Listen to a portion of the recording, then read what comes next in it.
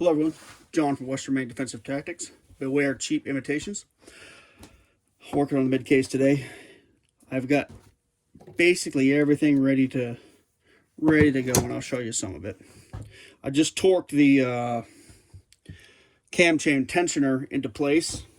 Replaced these two parts, which I had to go on eBay to find these, and I paid more than I wanted to for them, but you can see by, the condition of this shoe here that it's sloughing off all sorts of plastic, and that was what a lot of the stuff that when I first looked into the case, I thought it was, pieces of steel that had just been, blackened or heated or whatever, just, rusty crap and stuff.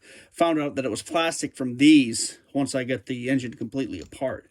And, these are grooved pretty well. You can, there's a lot of wear on these, but what was, probably back in the day, you're probably talking these were $20 parts, but I paid substantially more than $20 and probably bought the last two kicking around new old stock and paid a little bit more than I wanted to for them, but whatever.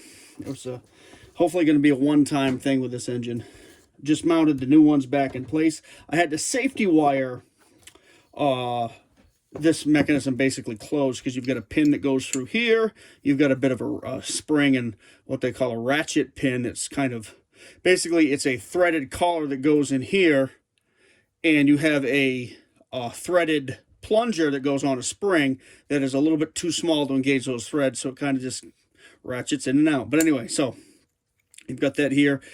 The manual says to put a 6mm screw or 4mm screw here to screw these parts together so you can take it out without having, so you can take them out as a unit and, just keep the tensioner unit together. The newer part did not have this portion, so I ended up wiring them together, and I'm just going to have to snip the wire and make sure I get it all before I, as I put things back together. But torque these to, this is like 80 inch-pounds. First use of my inch-pound torque wrench. Don't have to mess with inch-pounds much, but it's good to have one. Harbor Freight's pretty handy. I know everybody complains about the cheap Chinese crap from Harbor Freight, but a lot of those tools have served me pretty well working on bikes, I'll tell you that. Anyway, I'll flip this back over and show you the cam chains. Right over here. And so here's something that, hopefully this is right, because I flipped this over from where I did it originally. So, things look pretty good. So, this is the, basically the balancer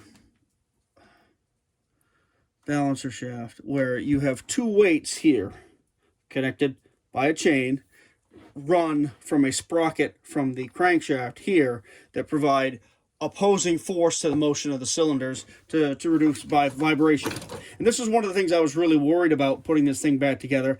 It's probably it was not as bad as I thought it was going to be, but it just, first time doing something, you get stressed about it. So basically what you've got to have, if I can find my light, you've got to have, you see there's 4 plated links. There's one here, and 2 here. You've got to have those plated links on, in this case, on the front sprocket, that tooth on the first plated link to the front of the engine. And the second one is between the teeth, that, the link with the punch mark, the tooth with the punch mark goes between the 2 plated links, and the 4th plated link should be just about on the camshaft and that's where it is. I just have that safety wired in place to make sure it doesn't shift around as I move it, and should be pretty well good to go. One more step. I've just got to figure out where my shift forks have to go when I put things back together. I've got to wait for a little bit warmer day when I get a day off and I can warm the shop up, because I've got to put the 3-bond to the other half of the engine and let that cure a little bit, and then carefully put this in place. Check to make sure that all the all the gears shift like they should. Hoping I don't have a problem with that, and then start completing the assembly. If I can get this back together and have it shift, I'll be pretty happy with it, and start putting other things together, and hopefully before spring has sprung, hopefully have this engine back in the bike and running around a little bit. So looking forward to it. Finally get the parts in, making some progress. All right, guys. Catch you later. Oh, yeah, sneak peek. I still haven't forgotten that most of you guys joined this channel for the knife content. I'm going to review this knife. I've had it for, maybe a year.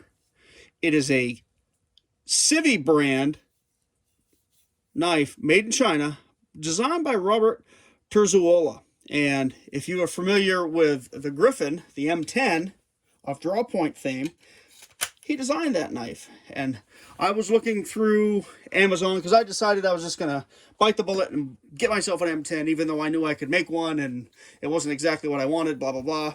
And then I ran across that and I liked that blade design a little better. And I jumped on that when I saw it was one of Rob's designs and said, I like this. There's a lot I like about it. There's one or two things I don't, and I'll include that on a review here when I get a little bit more time. But all right, here we are.